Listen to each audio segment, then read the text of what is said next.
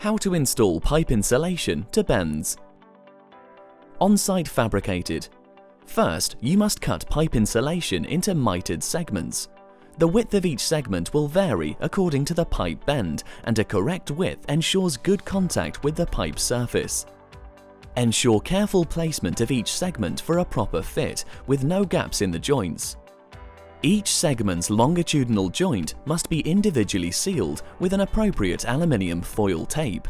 Continue the process until the full angle of the elbow is achieved. Thoroughly rub all seals with a flexible squeegee to create proper adhesion between tape and insulation. Using the same appropriate aluminium foil tape, seal each circumferential joint. In doing so, apply enough pressure to each mitered segment to ensure a closed, tight fit.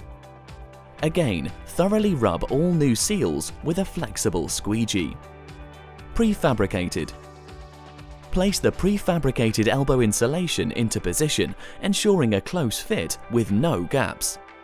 Seal the longitudinal joints with an appropriate aluminium foil tape. Thoroughly rub the longitudinal seals with a flexible squeegee to create proper adhesion between tape and insulation.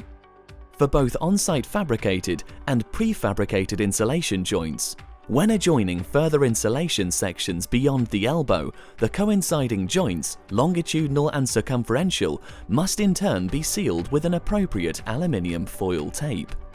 Finally, thoroughly rub the new seals with a flexible squeegee to create proper adhesion between tape and insulation.